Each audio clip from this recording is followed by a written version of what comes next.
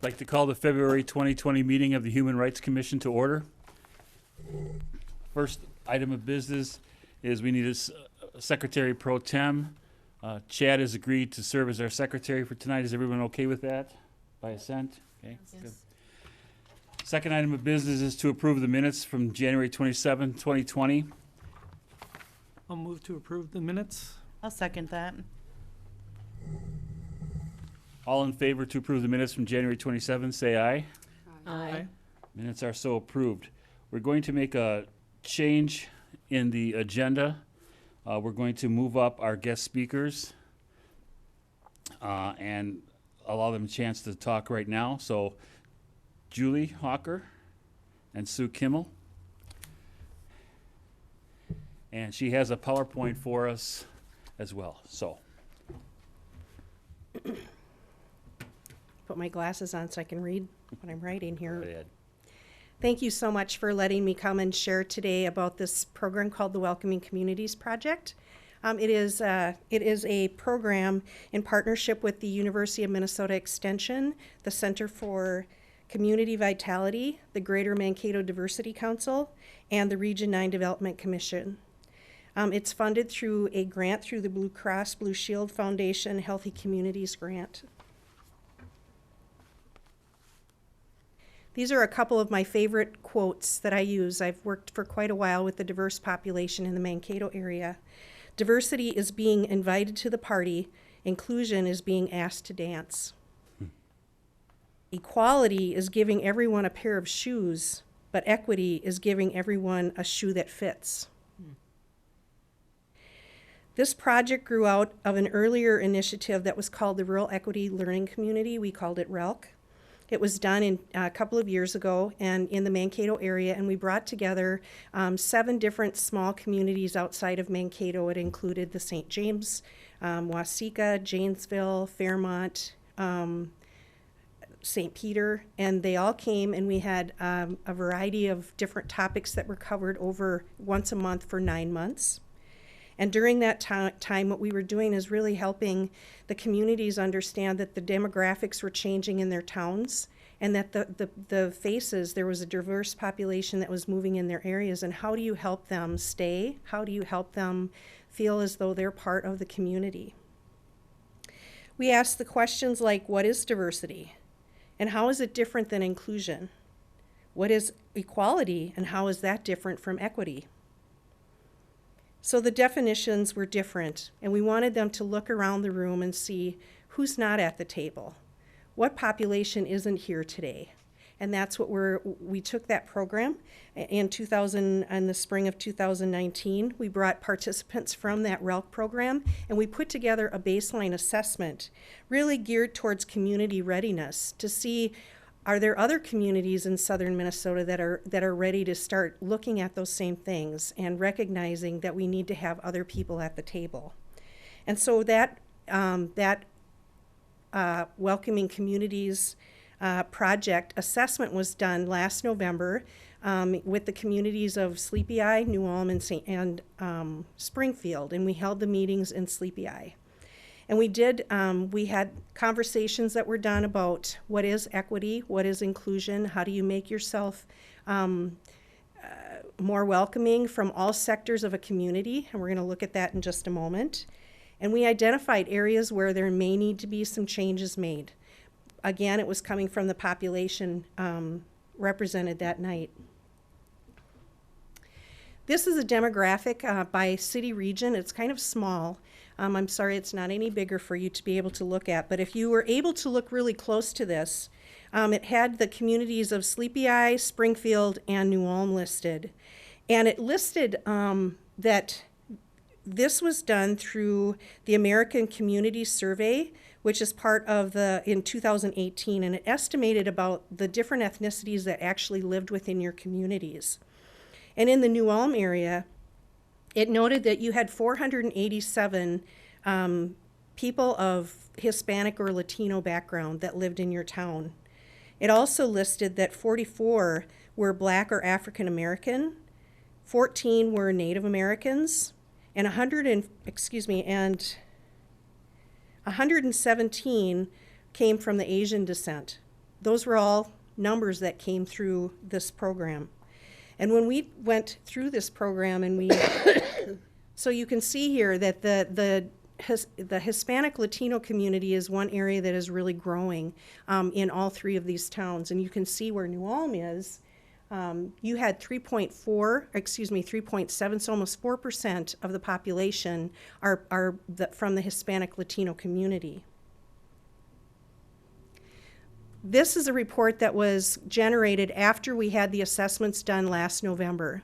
Assessments were done during a meeting, and they were also available online. I believe that Sue Kimmel and Lori Pickell Stangl got those reports pushed out to the community so that online assessments could get done also.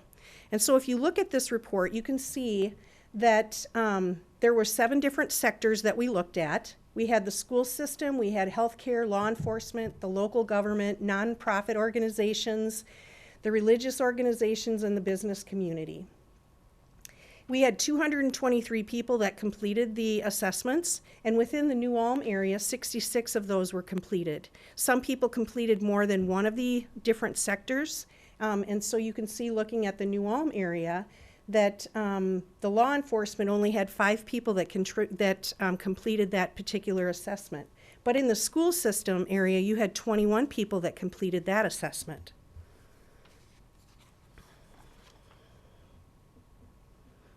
So if you remember the numbers that we looked at from the census a couple of slides ago, on this one you can see that the American Indian had 0 people from New Ulm that completed an assessment. And in the Hispanic Latino, again, there was no one that completed this assessment. But we know that they're here, but part of it is, again, asking someone to dance at the dance. We need to go out to the community, we need to be able to find them, and we need to ask them, what's important to you? Because your voice is just important as anyone else's. We found from this also, from the assessment, that people live in your community of New Ulm for an average of 20 years. Others have 31 and 27. So on this report here, it shows all of the demographics for, the New Ulm results for all 7 of the different sectors. The areas that are green are ones that are really in good condition, or moderate progress is being made, and the areas that are in red are areas where we need to make some improvements. So if you look at the healthcare system, you can see that the numbers across the scale are fairly good. The reason for that is because many times when you're in the healthcare field, you have to have education to be able to deal with the patients that you're working with. Law enforcement is an area that there's some work that could be done in the engagement, resources, leadership, energy, and the sharing of power, and we're going to talk a little bit more about that in a little bit. But if you go to the bottom, local government across the scale was really an area that could use some work in the New Ulm area, in all of those areas. And we're going to talk again a little bit more about that.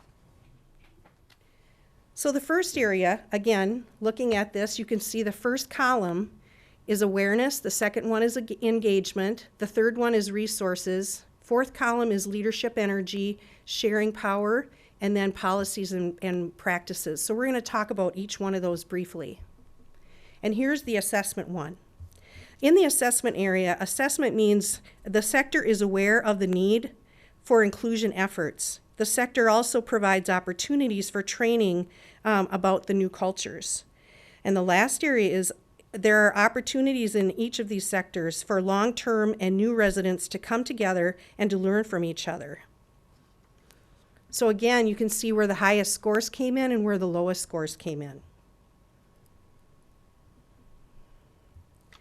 The next area that we had was in the area of engagement. Community members, including immigrants and people of color, participate on a broader areas of activities within that sector. Also, the sector leaders actively seek out information about the needs of the immigrants or the people of color in the community. and the sector uses a wide range of methods to inform everyone about activities. This is a really good example. Like, one thing is, we're used to, like Sue, you were talking about, when your computer goes down, you're totally out of the loop on what's going on. People don't get snail mail hardly at all anymore.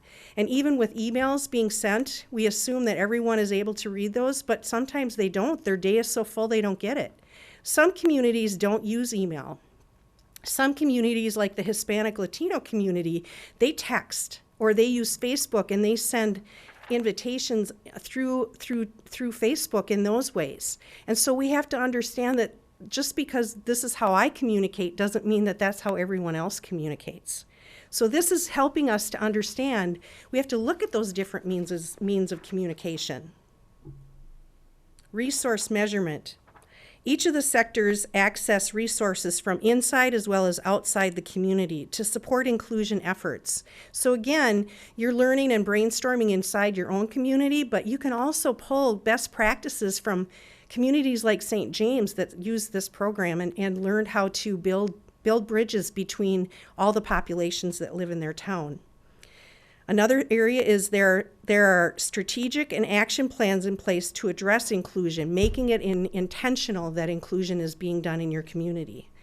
The sector budgets and it commits financial resources to the values of inclusion and activity. A lot of times, that's the last thing that's put on the list. Leadership energy. What the leadership energy is talking about is that the sector leader understands the importance of inclusion within their sector. The leaders are willing to look outside of the sector for new ideas and ways to promote inclusion and equity. It's looking at who is working in your HR departments, who is working on your police force, who's working in your fire department. Are you reaching outside, or does everybody look like you? It's making those intentional moves. The sector leader encourages the development and the support of future leaders of color. Do you have students in your schools that are real leaders that are there? Can you groom them and help them to stay within your town because they're part of your community? Those are the things that you can do with this program. Sharing power. The sector has authentic leaderships with organizations representing people of color to provide input into programs and advocacy, asking them what their opinion is. Instead of telling them, ask them, what do they want? The leadership of the sector reflects the demographics of the broader community. The sector actively creates opportunities for immigrants and people of color to become decision makers, not just participants, but the decision makers as well. And then we come to policies and practices. The sector uses an equity lens or an inclusion-related question when developing policies and procedures. The sector has benchmarks around leadership development and retention of people of color. Do people come into your town and then do they leave your town? Do they not stay? Is there a reason why? This program will help you understand those reasons why they may leave. The sector regularly assesses the impact of its policies or practices of immigrants or people of color.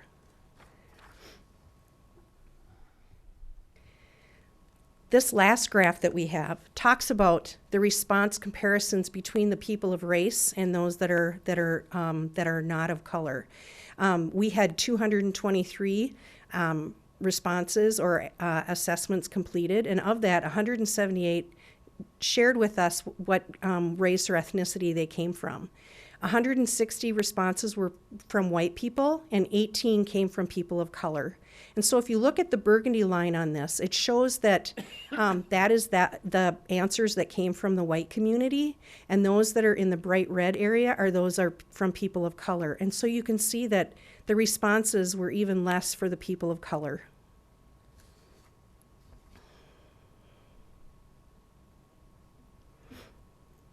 So when we got together on the 29th of January, we brought the booklets, we broke into groups, we had great conversation in 3 different areas specific to each town, and within the New Ulm area there were sticky notes that were little dots that were handed out and of what were the biggest areas of need, areas that change could take place.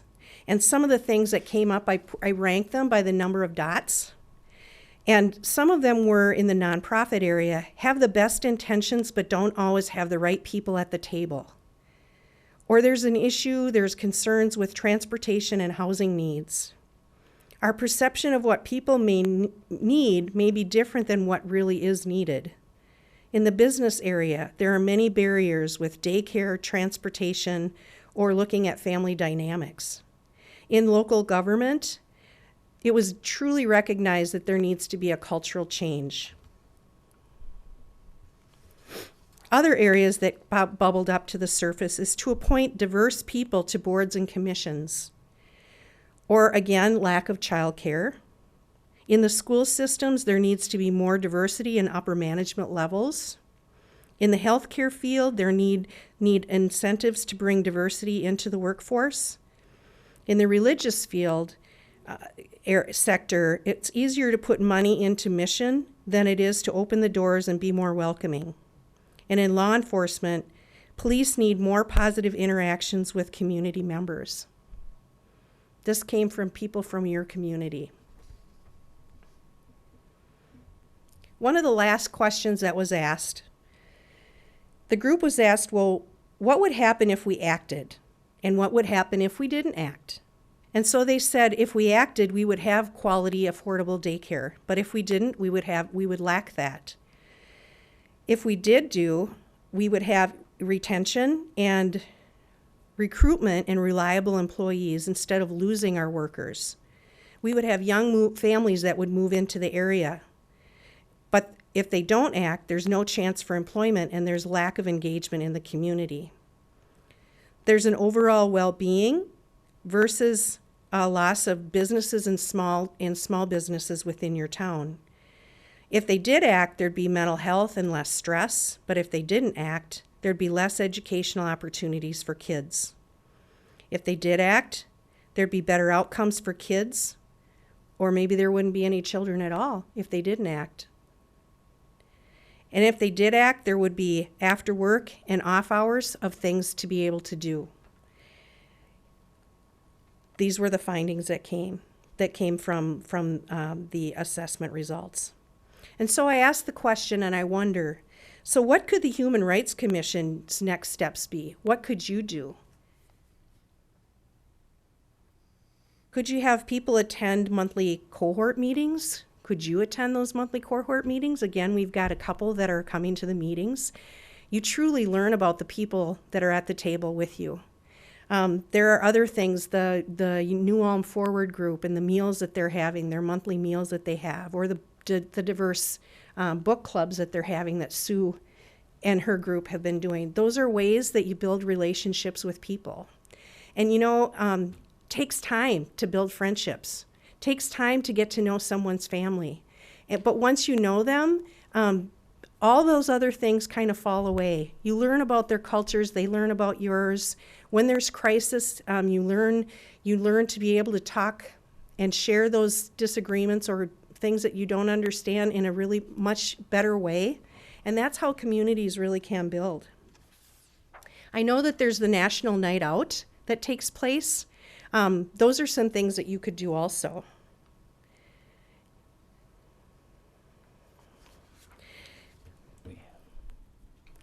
This was a statement that was really prevalent at our last meeting. It says, change happens when the pain of staying the same is greater than the pain of change. I'm just going to sit here for a second so you can think about that.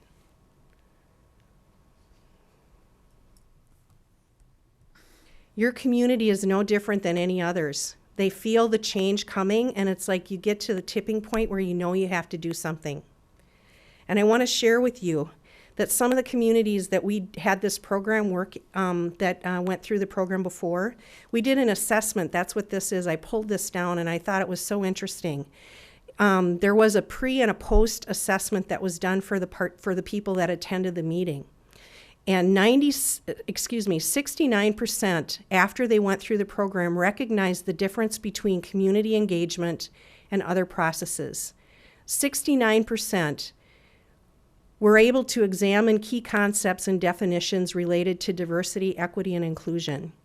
69% recognized what white privilege was. 67% could explain historical and current economic inequality in their areas. 77% use group process to reflect on how you can share power through vision.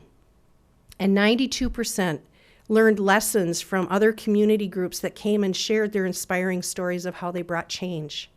That's what this program can do.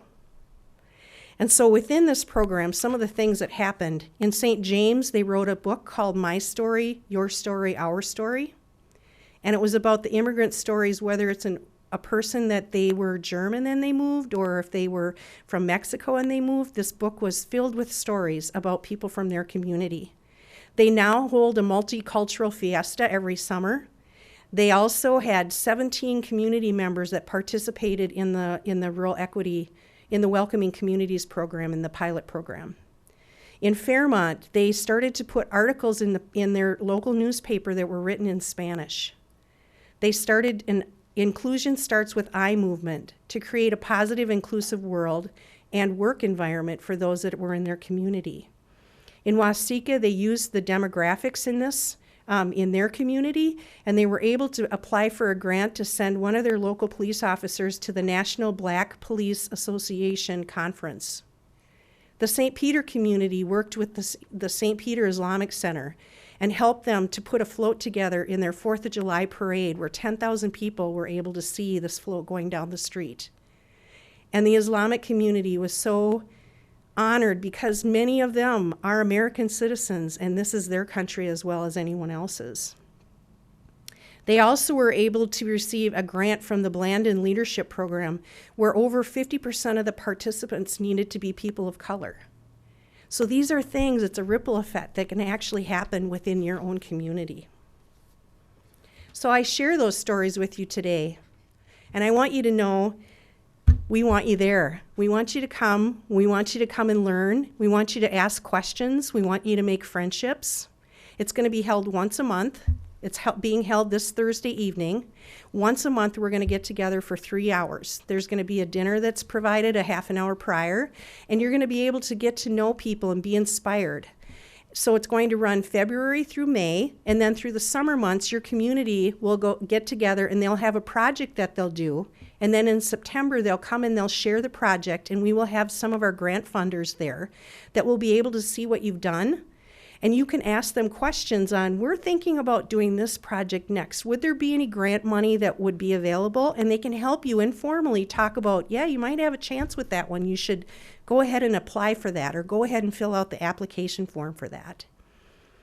And then you may know people that their communities in southern Minnesota need a program just like this too. And there is going to be a year 2 when we're done with this one. Next year, we'll bring it to another community and do the same thing.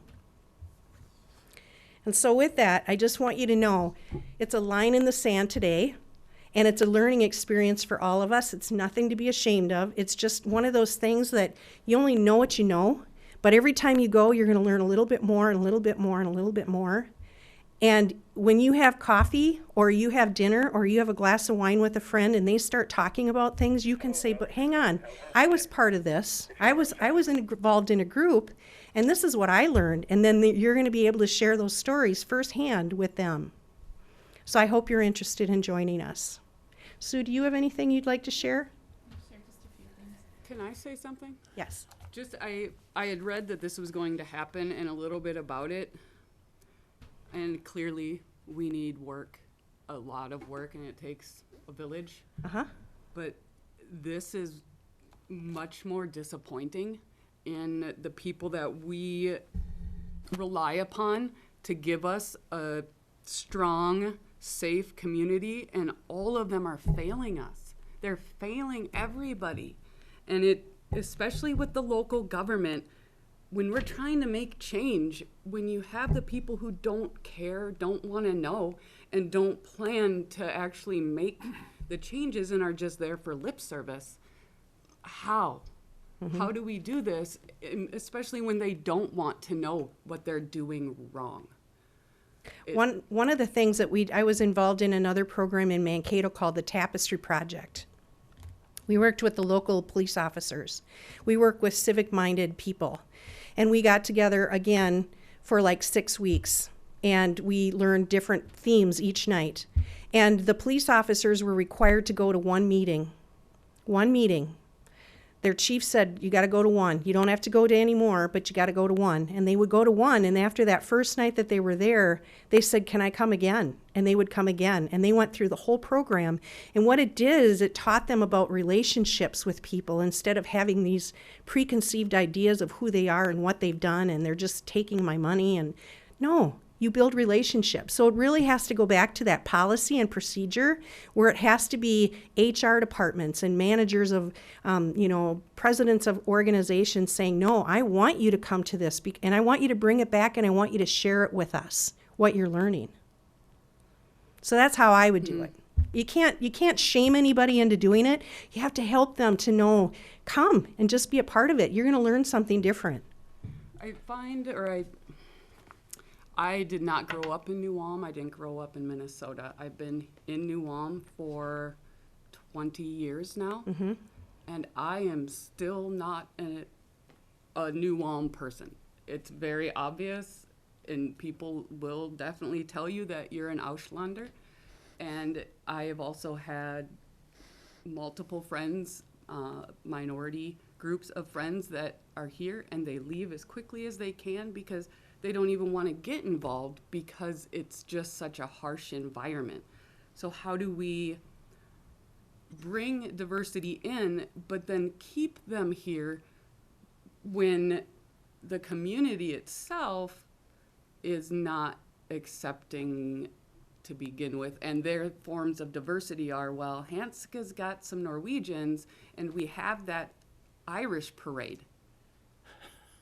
I've heard that come out of specific government leaders' mouths personally. So I love this idea. I think it's amazing, and I want everything that can happen to happen. But how do we get them to stay when a lot of the people don't want? This is a beginning step, Right. and we'll go from I here. have one question. Why was the participation in the assessments The lowest? lowest out of all the cities? That's one that's got 10,000 When- more yeah. than the others? I mean, it's kind of. Do you shows think we maybe don't the care. data was skewed a little bit, or No, absolutely not. No. because of the low participation? And we taped it. We put it online through the United Way. There was Facebook things that were posted. There was a lot of PR that went into it to try to get it out to the community. But what happens is everybody's plate is full. And so then what's going to give? What are you going to give up? What are you not going to go to? And so it's really, it's a decision that each person has to make. Is this important for us to do, or is this not important? I believe that the New Ulm Forward Group and the work that Bukata did with your community about 2 years ago started. You are on the right path. It just is not going to be microwaved. It's a slow cook. It's going to take time. And you just got to stay with it, and you got to be a part of it. And you have to share with other people. You got to be a part of this program. Right, and I find that so many people are quick to throw up their hands when things don't change overnight, Yep. too. Because it is such a process to do anything as a group. And I think we're unusually poised in our position in the Human Rights Commission to continue our outreach towards education and raising awareness of these issues. And by attending things like this, we can build and forge relationships which will lead us to absolutely start programs that are specific and have directives and have measurable outcomes that we can actually make some progress toward. We've been involved with the Night Out program. We've been involved with we're present at the county fair. We're present in the Bavarian Blast Parade. We hand out educational materials. We've done things like that. And I think what that tells us is we still have more work to do. And I think that's important to do. Just one quick question, Julie. Time and place for this meeting on Thursday? Yes. The meetings are going to be held in Sleepy Eye, and we have sheets available for you. And the meetings will always be held at the Sleepy Eye Event Center. Okay. And the dates are listed, and I'll share those dates since this is being recorded. The first one is February 27th. The second date is March 26th. The third session is April 23rd. Fourth session is May 14th. Then there's a summer break, and then we will wrap it up on September 10th. And they're all going to be in the evenings from 6 until 9 o'clock. Starting at 5:30. Yep, there's a light lunch, a dinner in the evenings. And Is it's there free. It's transportation free. provided from New Ulm? At For this people that point, we do can't- not have transportation. We can We carpool. carpool. Yeah, we could carpool. I just didn't know if there was something like organized specifically for No. that. Okay. But I want to jump on that too, Sue. You know, a lot of times you can go to a conference in the cities that is about diversity, equity, and inclusion, and you're going to spend $300 and then stay in a hotel. This is just as good, but it's free. Right. So you just have to find time to be able to come and participate in it.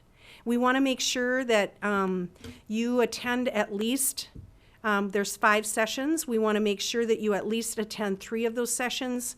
The more that you attend, the more that you're going to learn, the more nuances you're going to hear, all of those things. You're going to lose out if you can't go to every one of the meetings.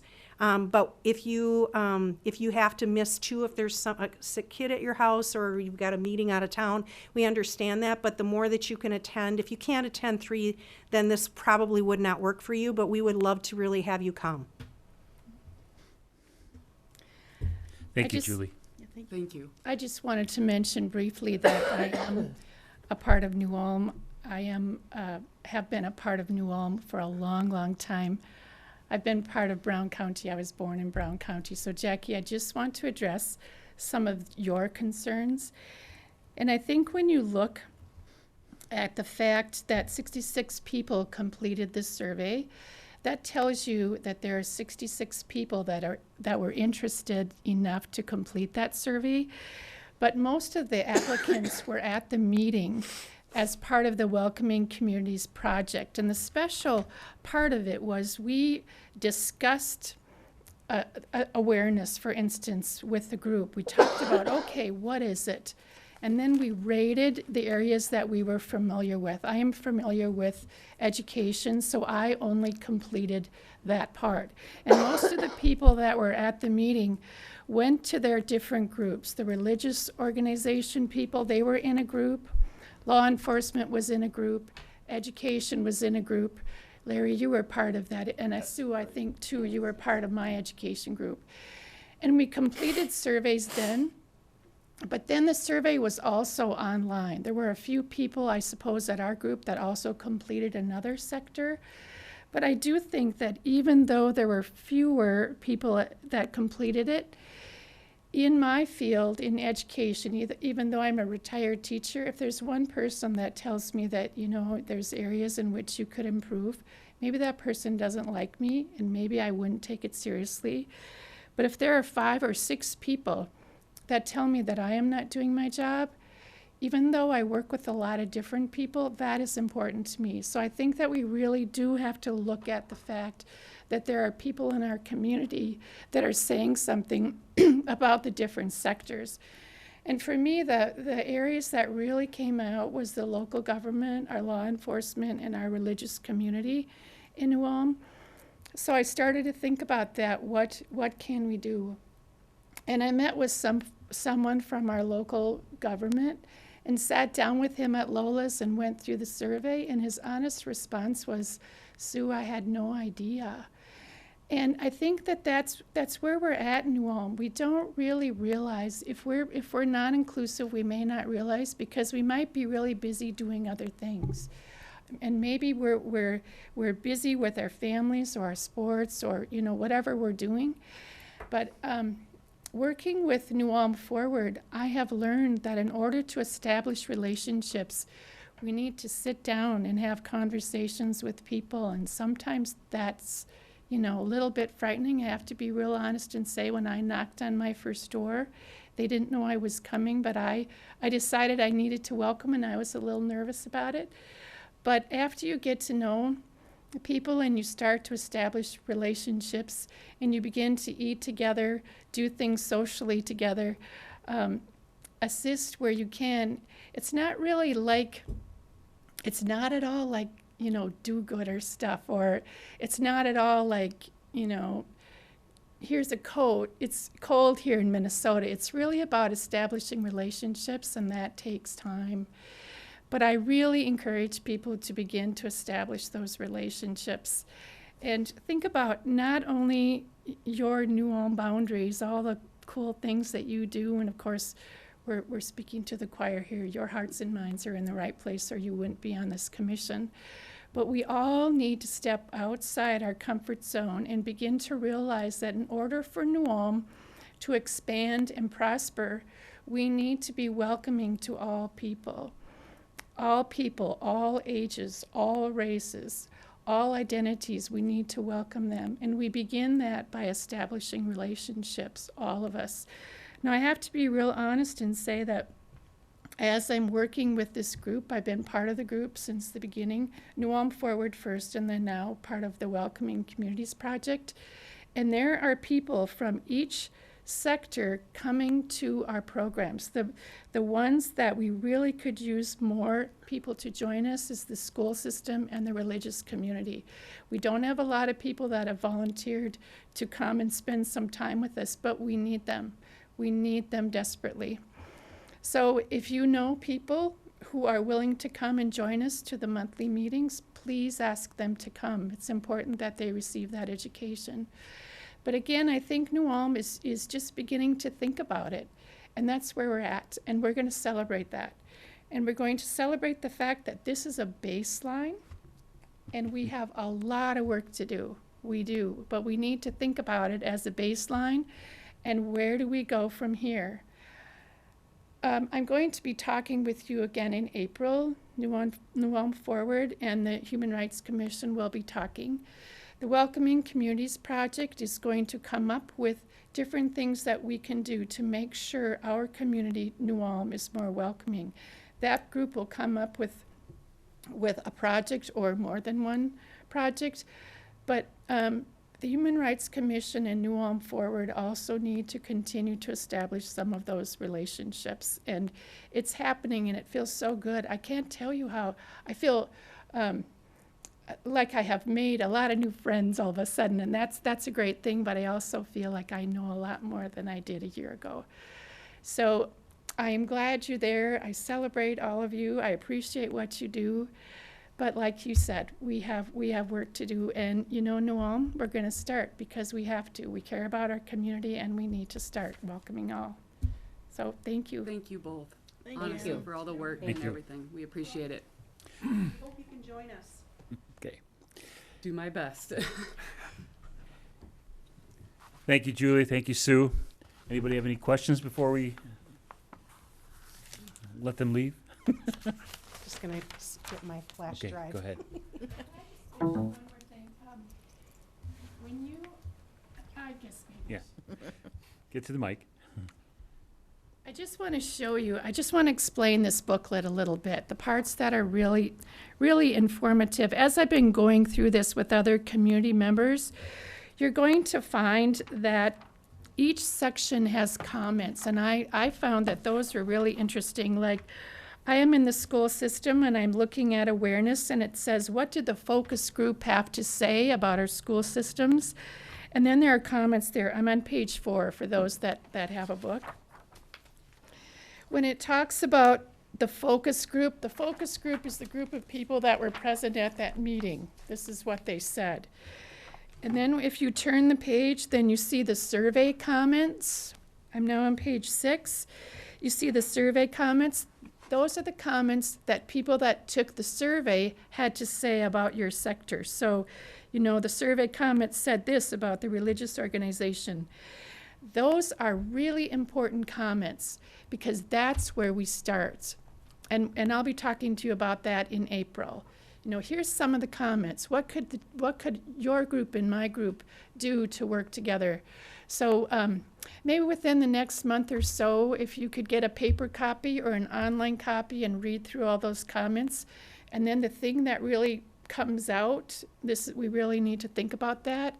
Then New Ulm Forward and the Human Rights Commission can work on that together. Do you have access to how we can get an electronic copy?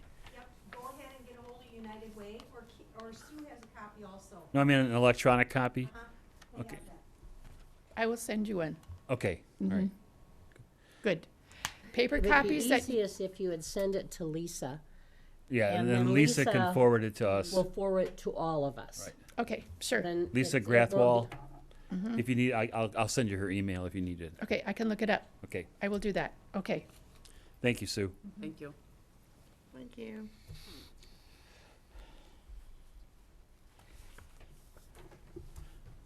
I think we should probably keep this item on our agenda for the next couple of meetings as we brainstorm and synthesize some of the information that they have presented. If that's, Are you going on I plan to go, yes. my Yeah. 7th? I'm Yeah. going. I'm gonna try to go too. Okay, Have you made reservations, so you need to let them know? Okay. Need to let Julie know. right. Her email's up there on the board still, so we can Yeah. Sounds good. email her and let her know. It's just for counting food, you know. Yeah, Right, it's yeah, just, right. Mm-hmm. Because she has a sheet or something that she sent me. I think she was because gonna I leave, couldn't get them. she was gonna leave some of those sheets. I don't know if she did. Okay, Okay. okay.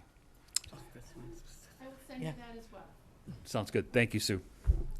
Okay, any other comments regarding the Welcoming Communities Project? Nope. I think The only it's comment I have is when I did go, I found that Springfield is doing better. And Sleepy Eye is heads and tails and moments ahead of being more were- culturally diverse. We were in the education subcommittee though, and that was, yeah, I would Right? agree. You, and the second meeting that we went to when we broke up into groups again, we found that the cultures in the other two communities, they will have another set of issues that they will need to work on. We need to have some diversity where they already have and need to accept and be working with it. Well, just look at the diverse makeup of our own Human Rights Diversity of our Commission. yeah. Yeah, you know, Men we and ha- women is great. I would say, yeah, actually, we're pretty good compared to some human rights commissions in the state are all women or all men, or so. I mean, we're pretty balanced that way. But we are we all do of them- need a little yeah. more. Even our age gap is pretty narrow comparatively. So, okay, moving on then. Just point us to the budget report.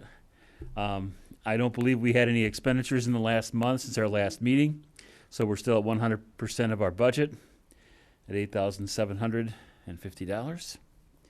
Keep that in mind as we continue to think about projects for the Welcoming Communities program. Next item on the agenda, the Human Rights Award. The nomination deadline was February 19th, 2020. We have 3 nominations attached. I would like to direct your attention to the criteria for the Human Rights Award. I asked Lisa if we had something on file, and she was able to find this.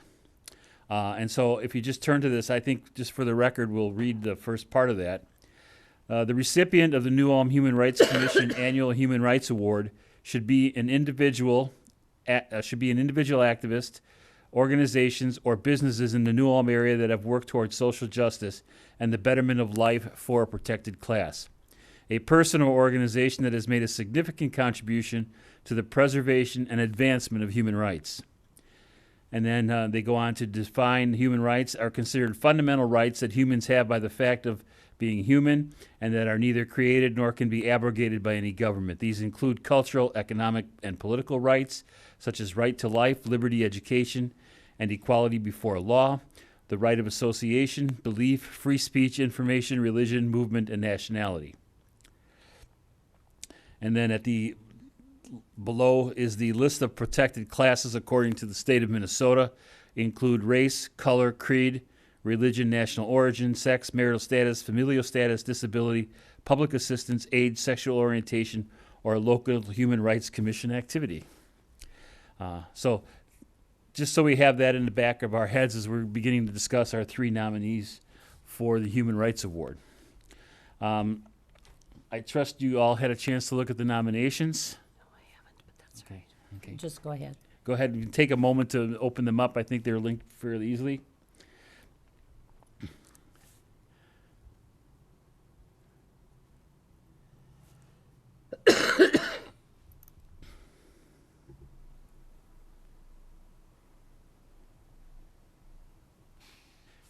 Before we go ahead and make any motions, I'll open up the floor for any questions or comments regarding before we make any kind of motions.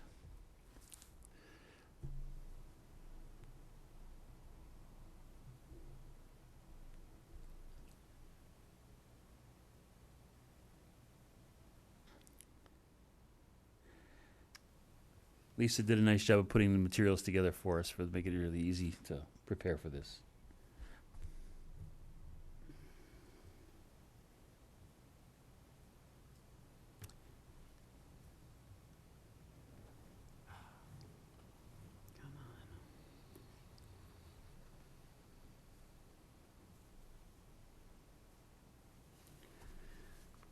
I think that the first nomination for the Brown County Historical Society lies outside the realm of what we are expecting in the requirements for it.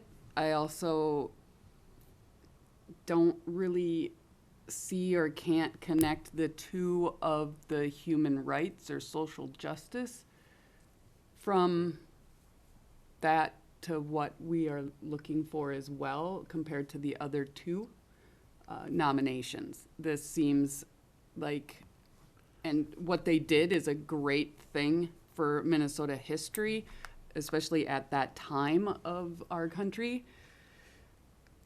I think we need to recognize that not all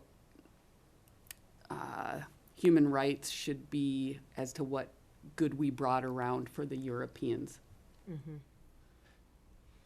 So what I understand you're saying is that you're seeing it as a contribution to the community in a different way, not necessarily in a human rights capacity. Correct, yes.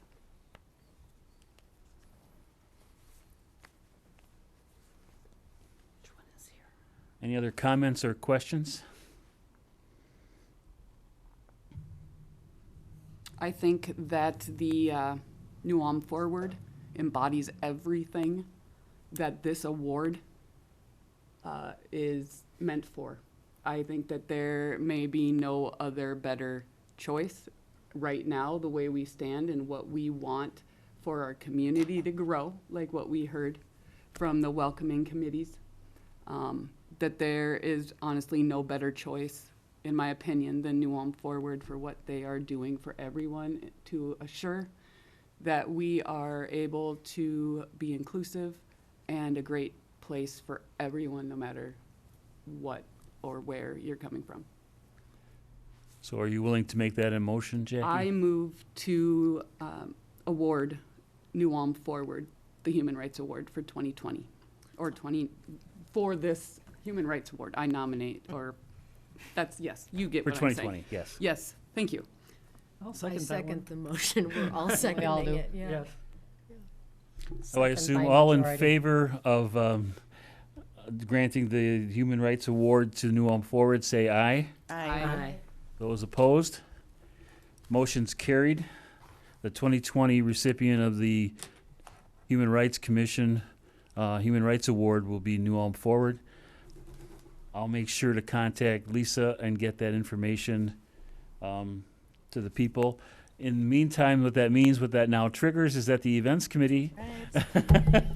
I would like it to be on the record Go ahead. that the League of Women Voters Yeah. is amazing. They do everything that we need them to do, and they're very active, and they are also very deserving of this award. I just think at this time, the New Ulm Forward better fits Yeah. what we're looking for. I agree. Thank you. Is this going to be in a press release then we'll- soon to that, or is uh, that we'll, done on the uh, agenda? I After haven't- we get everything After we get everything organized. arranged, Okay. we'll have Thank you. prepared a press release. And then we will let the other candidates know that they were not accepted. Is that Yes, how that I'll works? coordinate that with Lisa and find out who does the Yeah. the informing. Because I've been approached by some people asking, why isn't it already done? As have Wow. I. Yeah. Okay, so the Events Committee, you will set up a time and date sometime in the near future, which usually means probably the cafetorium has been the space we've used the last couple of times. Set up the agenda, the snacks, and the plaque award. Do we have extra in this year's budget for this specifically? Did we budget more? We had the same amount of budget as we had budgeted last year, so we have room for a speaker if we wanted to get a speaker in. Okay, which I kind of think that maybe, we could, yes. yeah, definitely. I think there are some options that we could explore, certainly. Yeah. Yeah. I think we had Do more one here workshop that was rates. part of this and part of New Ulm Forward. That would Right. be a good one, anybody. But yeah, maybe next, if we can, for our next meeting, people come with ideas for speakers. The black gentleman, Bountwell or whatever his name was, the Bacata. Bacata, Bukata.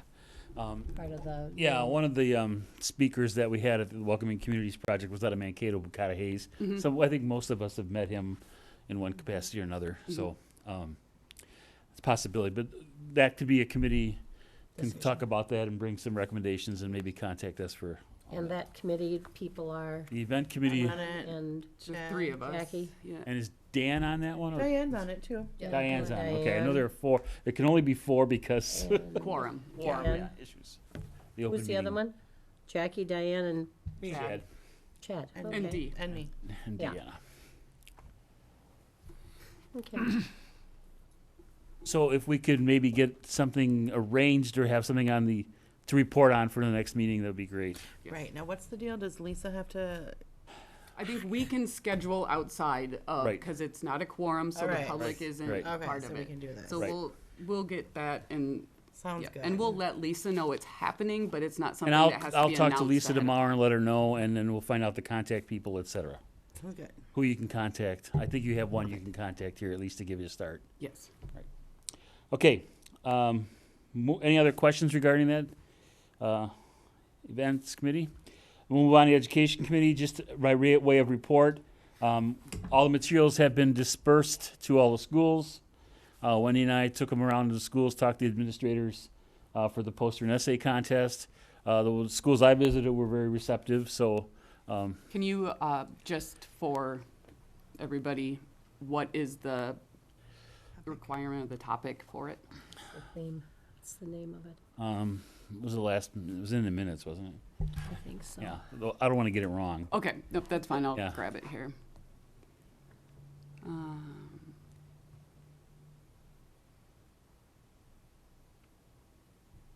No. It doesn't say in the minute. Was it in the previous minutes, maybe, perhaps? I should have jotted it down, but Was it based on discrimination this time? yeah, something along those lines. Right. Okay. Yeah. Perfect, thank you. Okay. So that's by way of updating. Upcoming events that we have to deal with. I don't think there's anything upcoming except for the Human Rights Award that we have to deal with this meeting. Are there any current human rights issues?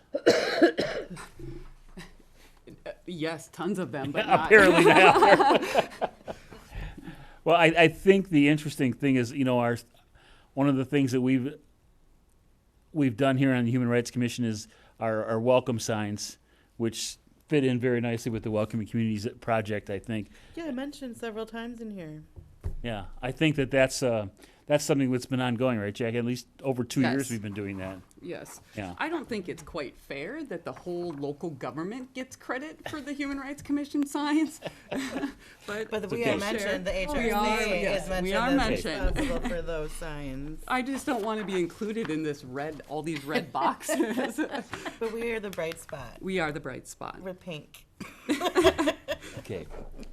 Has anybody ever talked about doing human rights commissions in Sleepy Eye in Springfield? Is that something that maybe the Welcoming Communities Project could I mean, I'm not aware of anything, but I don't know. It seems either. like That they would have- want to be active. It seems like it would be something beneficial. that they would probably, as we break into different groups at these places, we do stay within our own But this is community. only one And I would think if they would find that a need, that they would look into that themselves, not something that we would need to offer for them. Oh, no, not offer it. I was just saying that, like, it might be a good, they seem don't very know if they active need that. comparatively.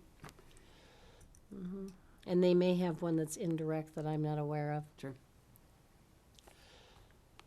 I have no information on legislative update. Dan did not send me one. He's our legislative update guy. Is anyone else aware of any other legislative updates? No. Any report from the city council liaison? I think things are quiet in New Ulm. Mm-hmm. So now that'll give us a chance to rile things up here. Right. Right, there you That's go. what we do. Okay, we took care of the welcoming project. I actually, Go I ahead. noticed in the welcoming project, they mentioned about coffee with a cop. I have a friend who participates with that every time it happens at Bridge on Center. Yeah. And my friend, he's new to Minnesota. He's been here a couple of years. He deals with mental health issues. He was homeless. He has his first apartment and is living on his own. Minnesota has been the greatest change for him for the better. And he has nothing but fabulous things to say about Coffee with a Cop at Bridge on Center, because when he has the ability to possibly have a crisis, he knows multiple faces of people that are going to be showing up, possibly. And he says that it just makes him a lot more confident that things will happen that are right for him and that they know him coming in. So if anybody knows anybody that wants to take part in that, or with mental health that could benefit, it's an amazing program from what I have been told, multiple people, but especially my buddy who is really able to take help from it overall. Thanks for that. It's a good opportunity. There's no other business. Set the date for our next meeting for Monday, March 23rd. Again, please notify Lisa of any agenda items. I believe we like to get them by Thursday of the previous Thursday, so we send them out. And to confirm a quorum for our March meeting. If something comes up, please know that my email is down, and it's not going to be up for a little while. I've got a lot of things I need to do to get it done. So if I don't reply, I believe you have my cell phone number. You can text me to that, and I will get the information. If there is no other business, do we have a motion to adjourn? I move to adjourn. I second. All in favor? I am. Aye. We are adjourned.